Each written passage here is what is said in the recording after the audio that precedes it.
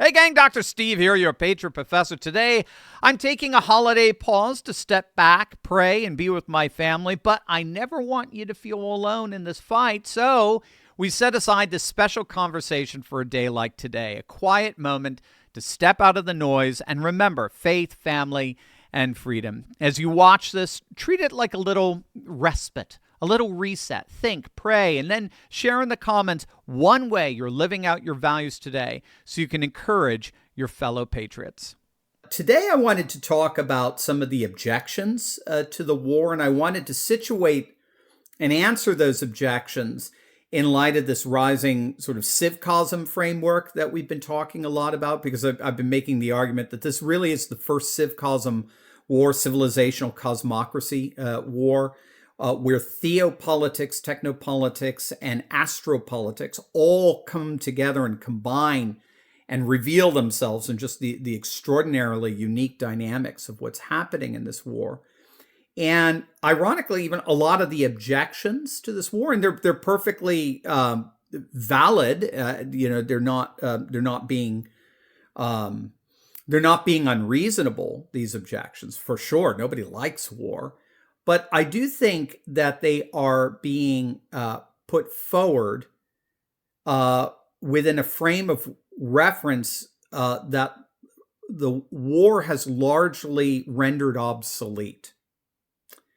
A lot of the arguments against this war are drawing from a world that just doesn't exist anymore. And that's really, in my opinion, that's really key to understand what's going on. So I just wanted to give you a few examples of that. So, for example, what I'm hearing a lot from the dissident right, who are arguing that Trump has betrayed his base and so forth. I'm not going to get into the polls. I've already talked about that. I mean, you probably saw the Harry Enton CNN poll. Well, it was an NBC poll that they used, where Trump had 100% approval. Literally. I mean, this was like Kim Jong-un kind of stuff. 100% approval among his MAGA base. I mean, so there's what many in the dissident podcast world are saying. It's just simply not true there. But some would argue that this is just neoconservatism with a MAGA face. This is probably the most widespread critique that I've come across. You're seeing it on the left. You're seeing it on more the isolationist right. The libertarians are arguing that. And it's the accusation that Trump has surrounded himself with, like Israeli-aligned hawkish neocons. And he just got sucked into the neocon playbook. So this is Iraq 2.0. This is George Bush 2.0. And the objection sounds compelling until you examine what neoconservatism actually was. And I intentionally use the past tense there. The neoconservative project was at its core a universalist project. That's very important to get. It was the belief that American military power combined with liberal democracy could usher in what Frank Fukuyama called the end of history, right? Where the whole of human history has finally found the one true political and economic system to unite the world in, and that's liberal democracy and the advent of the liberal international order. They appeal to institutions like the UN Security Council, the Multilateral Coalition, the post-war democratic reconstructions of things like the IMF, the WTO, and so forth. Again, if you remember, in the run-up to the Iraq War, Colin Powell had presented before the UN Security Council an entire justification for why why our forces should invade Iraq. It obviously turned out to be incredibly flawed, but they knew they couldn't go into Iraq without UN approval. They knew they couldn't go into Iraq without EU approval. Nation building was the entire point. Democracy was the export. The liberal international order was the frame. That world is dead. That world doesn't even exist. Operation Epic Fury could care less what the UN Security Council thought. In fact, the UN Secretary General condemned the operation immediately. We didn't care. The WTO wasn't invoked. The IMF wasn't invoked. The EU wasn't invoked. NATO wasn't even invoked. The Trump administration did not launch this war through the liberal international order. He waged it over its objections and over its ruins. So the operative logic of operational epic fury is not universal democracy. It's civilizational security. And that's what you've got to get. This is why this is just neocon. No, it's not even remotely neoconism. It's actually more Jacksonian foreign policy. No greater friend and no worse enemy. So we defend our allies by knocking out our enemies, and we don't care what government those enemies set up. They just better not mess with us. They better play by our defined rules, not some abstract, systematic liberal international order rules-based order. No, those days are over. This is a civilizationalist world now. It's the defense of a specific arc of civilizational allies: Israel, the Gulf states, India, Japan, as over and against China. Remember, this is all about weakening China, particularly economically and militaristically, in terms of their influence through their proxy of Iran that they were financing in the Gulf. It's by weakening. It's all meant to weaken China and strengthen Japan. Guess who Trump's meeting with today, right? Takaichi, Prime Minister Takaichi of Sanae Takaichi of Japan, and they're strengthening. Oh, and by the way, who's just just signed a whole new treaty where an agreement where they're buying up $30 billion of our oil straight from Alaska, right, rather than from the Middle East. So, I mean, it's absolutely astonishing stuff. It's about a defense of our specific arc of civilization, our networked multipolarity, against a theocratic revolutionary regime that was in effect serving as China's proxy in the region. So it's got nothing to do with neocons. If anything, Trump has converted the neocons into becoming Jacksonians. And that's the most logical position to have in an increasingly civilizationalist multipolar world. Then there's a second objection, and that's that Trump was duped by Israel. This is the Tucker Carlson objection. This is where Joe Kent just went to. And that is exploiting a very real Jewish lobby, very well-funded Jewish lobby that has in the past, certainly I've talked about it often, following John Mearsheimer's work, successfully swayed U.S. strategic decision-making and steered it towards policies that favored Israel's interests. And this is key. This is absolutely key, as over and against Arab interests. Got to get that. That's the critique.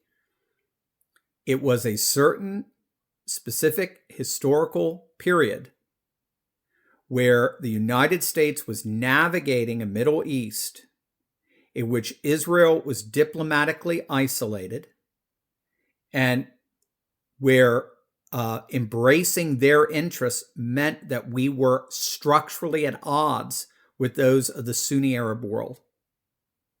So doing the bidding of Israel meant that we were acting against the preferences of Saudi Arabia and Bahrain and Egypt and Jordan and Gulf states as a whole. But first, let me ask you a serious question. If you could earn consistent double-digit returns guaranteed by law, would you still risk your money in volatile markets? Because most investments today, if you think about it, they come with a catch, right? Stocks go up, but then they drop. Crypto is unpredictable, and real estate takes time, capital, and headaches. But I just learned about a method that's completely different from a friend of mine, Jay. It's backed by government authority. The returns are set by state law, and you can literally test the waters with as little as $50. No market timing, no complicated strategies, no dealing with tenants, no rehabs, and it doesn't take over your life either, just a couple of spare hours a week.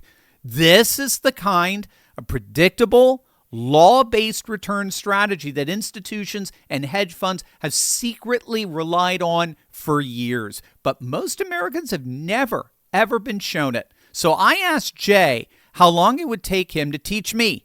And he told me he could explain the entire strategy and actually walk through it live in less than an hour. And that's when I asked him to do the same thing for you guys. And he agreed. Jay is hosting a free live masterclass Tuesday, April 7th at 8 p.m. Eastern. We'll show you exactly how the system works, why the returns are guaranteed by law, and how everyday Americans can get started with very little time and very little money. But it's live only, no replays. So go to turleyclass.com to register. That's turleyclass.com, or just text Turley to 72,000. Again, Tuesday, April 7th at 8 p.m. Eastern. If you want predictable returns without the risk, volatility, and complexity of traditional investing, I'll see you in this amazing masterclass.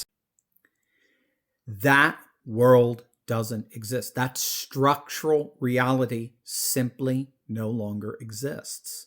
This is my biggest problem with the dissident right podcast world right now. They're not keeping up with the world, and they're just living in a different world, and hence why they sound like broken records, and they just sound so complainy and whiny, and because they just can't make sense of what's happening. The Abraham Accords changed that world fundamentally. So right now, as we speak, the Sunni Arab world has joined forces, at least rhetorically, with Israel. It's a world we could never even have imagined. So the GCC, right, the Gulf country cooperation, they issued a unanimous statement condemning Iran, and they are 100% behind Israel's mission to completely defang Iran. They're 100% behind. Again, this world just didn't exist back in 2003. Certainly didn't exist in 91 in the first Gulf War, where Israel had to sit out, even though they were getting attacked by Saddam Hussein's Scuds. They had to sit out because the moment they started flying sorties into Iraq, all of a sudden the Gulf state coalition that Bush Sr. had built would fracture because they by definition, couldn't fight with Israel. The Abraham Accords have forever erased that world. Well, at least, hopefully, forever erase that world. So to say that Trump is doing Israel's bidding in this war is to simultaneously say that he's also doing Mohammed bin Salman's bidding and Qatar's bidding and the UAE's bidding and Bahrain's bidding. It's an argument that collapses under the weight of the new civilizational architecture that unfortunately it refuses to see. Then there's a third objection, and that is that you can't topple the regime without ground troops. And this is simply the ghost of 2003 continuing to haunt us. And, in many ways, rightly so. And the bottom line is they're just saying you can't affect regime change without actually physically taking down their flag. You're going to need troops to do that. And of course, that's when we deployed 300,000 troops to invade Iraq. Now, you have to understand, just from a practical perspective, that is numerically impossible for us as a nation. Iran is 3 times the size of Iraq, 4 times the population. So we would need probably around 1.2 million troops to invade. We do not have a force to do. I mean, we could, if we wanted to, amass that force, but that's not what's in the Gulf right now, and there's no plans to do that. What has happened is that's changed the entire equation is that 23 years after Operation Iraqi Freedom, we now live in a technopolar moment where those who control the technological stratum are the ones who are increasingly controlling the world. It's astonishing. In the first 24 hours of Operation Epic Fury, the United States struck double the number of targets that opened the entire Iraq War. And not with massed armored columns, but with B-2 stealth bombers guided by AI targeting systems, processing satellite feeds in real time. You remember the kill chain back in 2003 could take months between what we got from the processing of the satellite feeds to all the intelligence analysis that it had to go through. That month-long kill chain is done literally in a split second today with AI. The Pentagon's explicit design for this war is one fought without American boots on Iranian soil, a decapitate and delegate architecture, not even an invasion architecture. And it's working precisely because technology has made physical occupation of territory strategically unnecessary. So take, for example, the Lucas drone. Drone warfare is just changing everything, and Iran knows that. As a matter of fact, it's ironic that a lot of the, again, sort of dissident social media world saying, oh, Iran's winning because they've got these drones, right? Yeah, well, it's the Lucas drone that we have is a reverse engineered Iranian Shahed drone built by an American startup for $35,000 per unit. It's AI-guided autonomous drone under Starlink navigation, and it's targeting effects that would have required back in 2003 special operation forces to be actually in the territory. We don't need that anymore. It's literally flown by people from operators, literally miles upon miles away from the Iranian border, as well as by AI. And so, again, you're dealing with a technology, a robotic technology that's increasingly rendering physical boots on the ground as obsolescent. So the era of where we need boots on the ground to achieve these goals is an objection that really is nothing more than a fossil. Or the era is over and it's rendering that objection a fossil. And then my fourth and final one here is, in the end, we're only delaying things because Russia and China they're going to rebuild Iran. And this is what's known as this is the objection to the non-proliferation establishment. The arms control scholars, the IAEA veterans, the foreign affairs essayists, who are just all good for nothing, to be quite honest with you. But they know in the end, we saw it with Saddam Hussein's Iraq after 1991. We've seen it with Syria. We saw it again and again. No matter what we do to Iran, they've got the engineers, the supply chains, the institutional knowledge, the hardened underground structure to rebuild. They're going to sustain this. It's going to be rough, but they will eventually rebuild. And of course, China and Russia will help them to rebuild. Now, in any previous era of warfare, that objection would have been very decisive. And it still would be if it weren't for the orbital layer. If it weren't for the satellites, the fact that we have the high ground. You see, what's permanently changed is now we have continuous space-based surveillance at a resolution and persistence that no previous generation of military planners has ever possessed. So the National Reconnaissance Office that operates in concert with U.S. Space Command now provides real-time intelligence coverage of Iranian territory around the clock, 24/7. Every truck convoy, every cement pour, every new excavation, every centrifuge shipment moving across open ground is visible from orbit within literally minutes of its occurrence. Iran can't reconstitute a dispersed nuclear program under tarps and in tunnels without generating a detectable signature that American orbital assets find, and again, this is the key, immediately. So the age in which a regime could rebuild a covert weapons program in the gaps between satellite passes, calculating the orbital windows, moving assets in the dark, those days are just over. Again, it's not 2003 anymore. The constellation now, again, we have over 10,000 satellites up there. The constellation is now just too dense. It's too persistent and too integrated with AI-driven pattern recognition for those gaps to exist at a meaningful scale. And that AI-driven pattern recognition doubles in its capacity literally every month.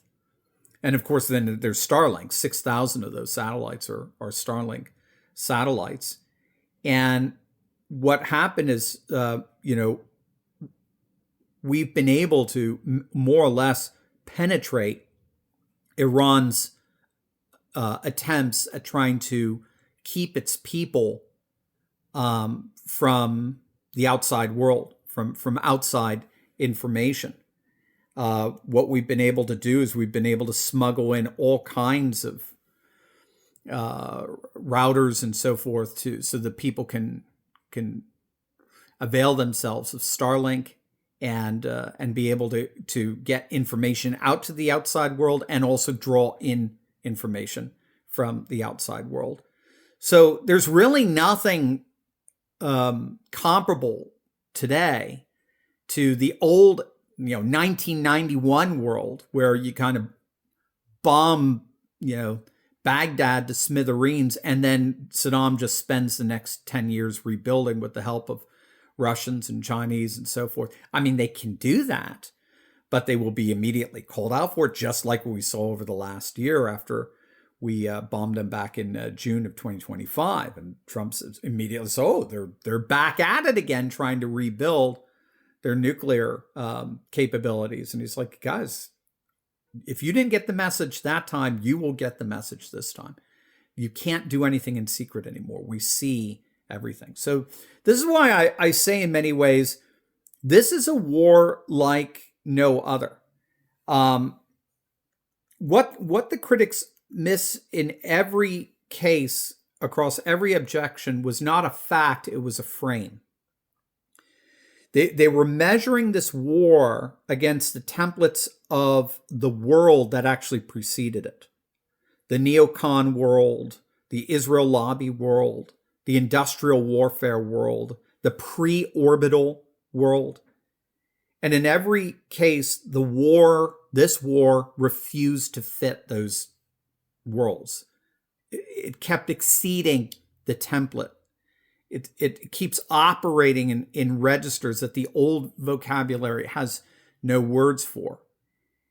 And so that's why I think it's so important for us to understand that what's happening here is a war like no other, because it's revealing a very new world. And ironically, a very ancient world, because at the heart of that world is theopolitics, right? This is, you'll hear me say this a lot in my videos, this is a religious war. Not like the old medieval conquering kind of, one religion over another religion kind of thing. But in terms of civilizational alliances, this is an Abrahamic alliance versus a Shiite alliance when you bring in the Hezbollah and the Houthis, and Hamas is Sunni, but they're part of that alliance, and the Iraqi Shiites. This is a religious war between two very different civilizational alliances, and make no mistake, it's being fought in the Technopolar stratum and at the Astropolar stratum, and so it's astonishing. It's a very Star Warsy like world that's rising, a highly religious, technological, and astrological world. Incredible stuff. That's why I don't call it so much a world order as much as an orbital order, and it's only going to continue to escalate, not the war itself, but that orbital order with lunar bases, space stations, and what they're already talking about terraforming Mars within 5 years. So, and not us, not humans, but robots. It's and AI. It's crazy, but it's happening, and we're at the cutting edge of it, as Rush Limbaugh used to say, the cutting edge of societal evolution. So there you go. There's 4 objections, I think. Again, meant in good faith, but I think are rendered obsolete given the new orbital order that is rising in the civcosm, this civilizational cosmocracy. Love you guys. God bless. Friends, listen. We are not watching the decline of Christian civilization. We are watching its reawakening. I've written a free ebook, The Reawakening of Christian Civilization, and a free 3-part video series to go with it. The whole package is yours at no cost. Scan the QR code on your screen right now or hit the link in the description. Go grab it. It's all waiting for you.